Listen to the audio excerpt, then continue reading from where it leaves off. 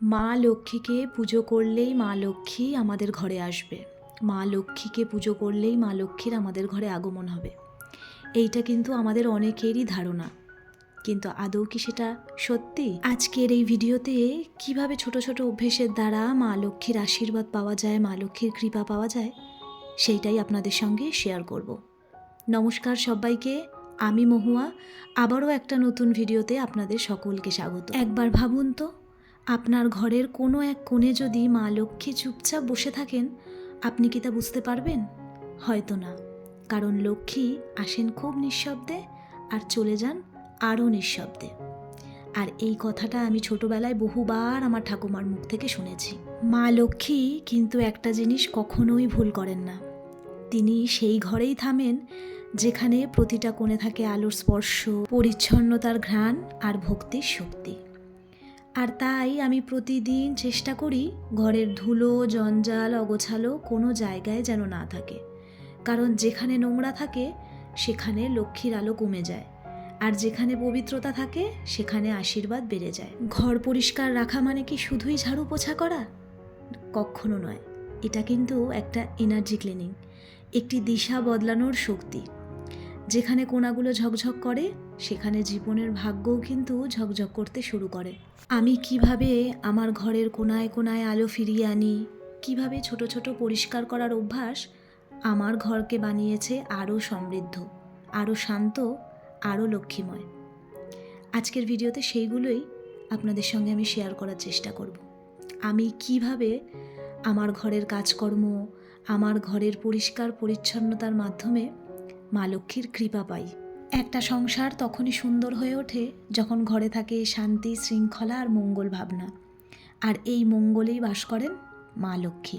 মা লক্ষ্মী সব সময় বিশুদ্ধ জায়গায় থাকতে ভালোবাসেন, এটা আমরা সকলেই জানি। তাই প্রত্যেক দিন ঘুম থেকে উঠে আমি আগে আমার দরজার সামনেটা পরিষ্কার করি, খুব ভালোভাবে ঝাড় দিয়ে তারপর আমি জলের ছিটা দিয়ে দিই। তারপরে শুরু করি আমি আমার ঘরের বাদবাকি কাজ। আর আমার এই কাজটাই হলো মা লক্ষ্মীর প্রতি প্রথম শ্রদ্ধা জানানো। আমাদের প্রত্যেক দিনের শুরুটা যদি একটু ভোরবেলা থেকে করা যায়, তাতেও কিন্তু মা লক্ষ্মীর আশীর্বাদ পাওয়া যায়। কারণ ভোরবেলা আলো ঢোকে, বাতাস পরিষ্কার থাকে আর মনও শান্ত হয়। আর এই শান্ত মনেই দেবী লক্ষ্মীর আশীর্বাদ স্থায়ী হয়ে থাকে। তারপরে শুরু হয় ঘরটা একটু একটু করে পরিষ্কার করা। এর আগের ভিডিওতেও আমি আপনাদেরকে বলেছিলাম, আমি প্রত্যেক দিন আমার ঘরটা একটু আধটু করে পরিষ্কার করেই থাকি। কারণ আমার ঘরের কোনো জায়গায় ময়লা হয়ে থাকবে বা ধুলো ময়লা জমে থাকবে, সেইটা আমার দেখতে কখনোই ভালো লাগে না। কারণ অগোছালো পরিবেশ, ঘরে কোনায় নোংরা জমে থাকা, ঘরে অশান্তি, সেখানে কিন্তু কখনোই মা লক্ষ্মী আসতে চান না। আর জানেন তো, আমার কাছে ঘর পরিষ্কার পরিচ্ছন্ন করা মানেই যে শুধু একটা কাজ তা নয়। এটা আমি মন থেকে করি, কারণ আমার এটা করতে ভালো লাগে। আর এটা আমার জন্য এক ধরনের পূজা, যার মাধ্যমে আমি মা লক্ষ্মীকে আমার ঘরে আমন্ত্রণ জানাই। কেবলমাত্র মা লক্ষ্মীর পুজো করলেই যে মা লক্ষ্মীর কৃপা পাওয়া যায়, বিশ্বাস করুন এই কথাটা আমি কখনোই বিশ্বাস করি না। আমার পুজো সিংহাসনে আমি কিন্তু মা লক্ষ্মীর পুজো করি না। সেটারও একটা কারণ আছে, এরপরের কোনো একটা ভিডিওতে আপনাদেরকে সেই কারণটা জানাবো। তবে আমি আমার ঘরের মা লক্ষ্মীকে আচার, ব্যবহার, কাজ, কর্ম এইসবের মাধ্যমেই ধরে রাখার চেষ্টা করি। এই যে সকালের প্রথম আলোটা জানলা দিয়ে ঢোকে, এতেই যেন আমার ঘরটা হয়ে ওঠে হালকা, সতেজ আর নেগেটিভিটি মুক্ত। কারণ যেখানে পরিবেশ শান্ত, সেখানে মা লক্ষ্মীর আশীর্বাদ আরও দ্রুত আসে। আমি বিশ্বাস করি ধনসম্পদ আসে সেই বাড়িতে, সুখ, শান্তি, সমৃদ্ধি আসে সেই বাড়িতে যেইখানে থাকে চারপাশ ধুলোমুক্ত আর পরিবেশ থাকে সুন্দর ও দেবীসুলভ। আর জানেন তো, প্রত্যেক দিন একটু একটু করে ঘর পরিষ্কার পরিচ্ছন্ন রাখলে অবশ্যই মা লক্ষ্মীর কৃপা তো পাওয়া যায়, তার সঙ্গে দেখবেন নিজের মনটাও কিন্তু হয় অনেকটা শান্ত আর আনন্দময়। ঘরের কোণায় যেন কোনো জঞ্জাল না থাকে, এটাই হওয়া উচিত আমাদের মূল লক্ষ্য। কারণ ঘরের এই কোণাগুলোই ঘরের শক্তি ধরে রাখে, আর সেখানেই আসে লক্ষ্মীর আসল স্পর্শ। জানেন, এই রকম অনেকের বাড়িতেই আমি দেখেছি, সকালবেলা হোক বা যখনই হোক ঘর পরিষ্কার করে ঘরের ময়লাগুলো দরজার এক কোণায় রেখে দেয়। হয়তো সেটা পরে পরিষ্কার করে বা সেটা পরের দিনের জন্য রেখে দেয়। আর এইটা করেই কিন্তু আমরা আমাদের সৌভাগ্যের রাস্তাটাকে আটকে ফেলি, আমাদের বাড়িতে নেগেটিভিটিকে ওয়েলকাম জানাই। একবার ভাবুন তো, এত সুন্দর করে ঘরদুয়ার পরিষ্কার করে কী লাভ যদি সেই নোংরাটা আমরা দরজার কোণায় রেখে দিই। আমরা আমাদের ঘর বাড়ি পরিষ্কার করছি মা লক্ষ্মীকে ডাকার জন্য, আর সেই ধুলো ময়লাই যদি আমরা ঘরের আনাচে কানাচে ফেলে রাখি, তাহলে সেইটাই তো মা লক্ষ্মীর আমাদের ঘরের আগমনের পথে বাধা হয়ে দাঁড়াবে, তাই না?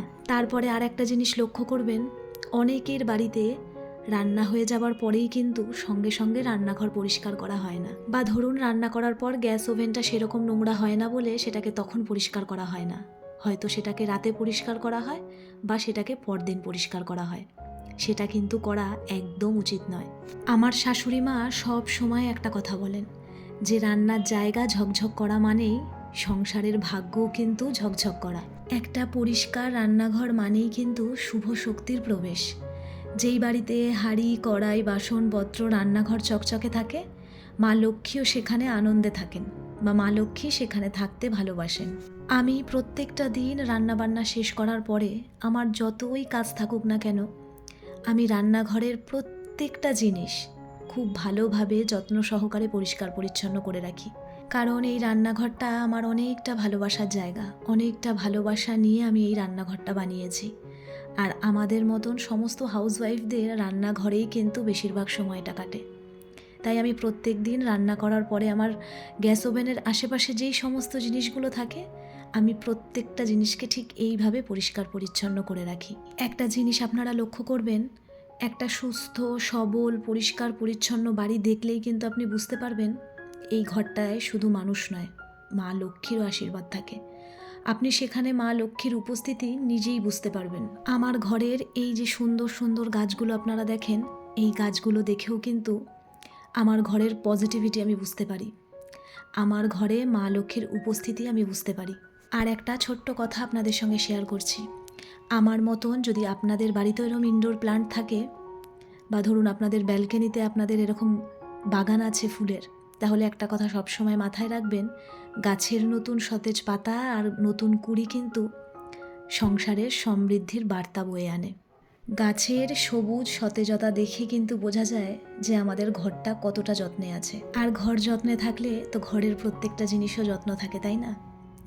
আমি আমার সংসারে যতটুকু মা লক্ষ্মীর উপস্থিতি উপলব্ধি করতে পারি বা আমি যতটুকু বুঝি, যতটুকু আমি অনুভব করি, আজকের ভিডিওতে সেগুলি আপনাদের সঙ্গে শেয়ার করলাম। এইবার চলুন আপনাদের সঙ্গে আমি দুটো পার্সেল আমার শেয়ার করি, আমার কিচেনের জন্য আমি নিয়েছি।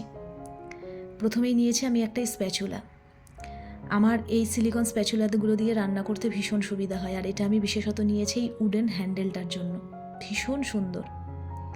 তারপরে নিয়েছি আমি এই জিনিসটা, এটাকে আমি এখনও আনবক্সিং করিনি, তো ভাবলাম আজকের ভিডিওর মাধ্যমে আপনাদেরকেও দেখাই আর আমি নিজেও দেখি জিনিসগুলো কেমন এসেছে। আমি সেরামিকের এই ডিপ সস বোলগুলো নিয়েছি।